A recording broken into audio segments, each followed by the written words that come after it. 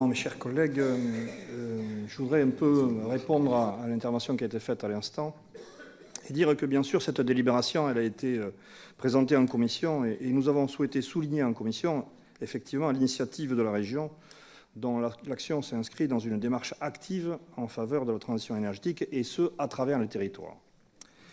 Mais l'atteinte de ces objectifs de la Nouvelle-Aquitaine nécessite une mobilisation effective des territoires qui doivent, chacun d'entre eux, inventer un mode d'action au regard de leurs enjeux et de leurs opportunités locales.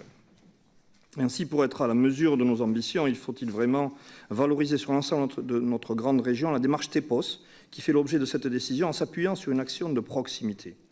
Alors, en réponse effectivement aux élus de la commission transition énergétique qui s'interrogeaient très justement sur le bilan de l'appel d'offres lancé en 2012 en ex-Aquitaine et en 2014 en ex-Poitou-Charentes, la réponse est qu'il est complexe aujourd'hui de définir un bilan sur ces territoires pour deux raisons principales.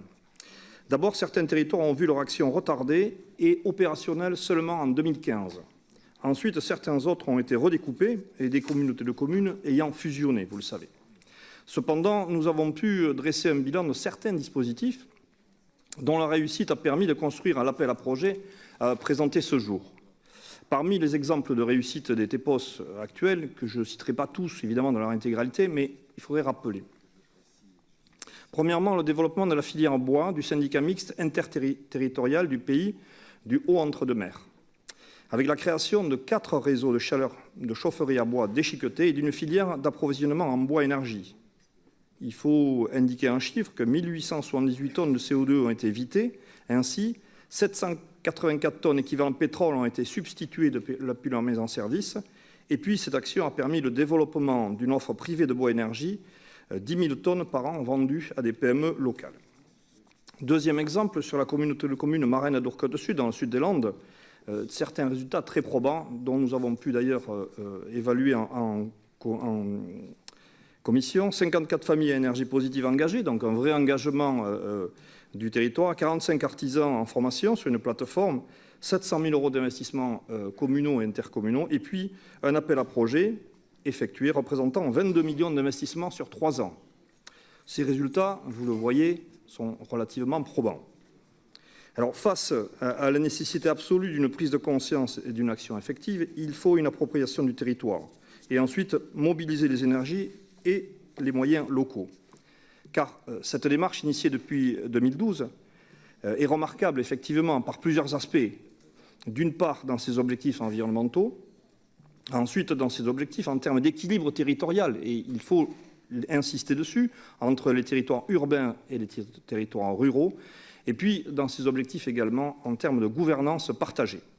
De plus, vous le savez, elle présente un caractère innovant et s'inscrit dans un développement économique de territoire. Il faut rappeler aussi que l'engagement TEPOS invite à un investissement des collectivités candidates. Donc, il nous apparaît nécessaire, d'abord, de développer les moyens pour faire connaître cette démarche de manière large auprès des élus et des habitants de notre région. On a parlé tout à l'heure de la communication sur d'autres secteurs. Il apparaît aussi que pour la démarche TEPOS, c'est une nécessité.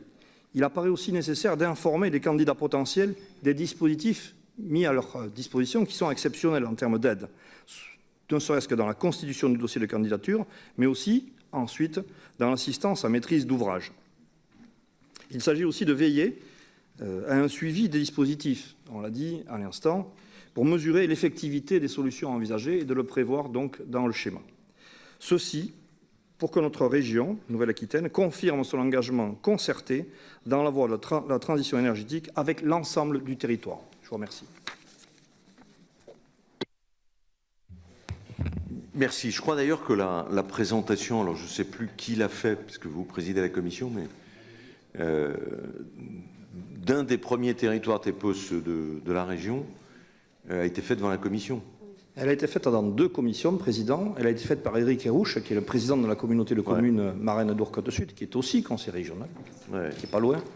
Et elle a été faite aussi en commission développement du territoire, je pense. Aménagement du territoire.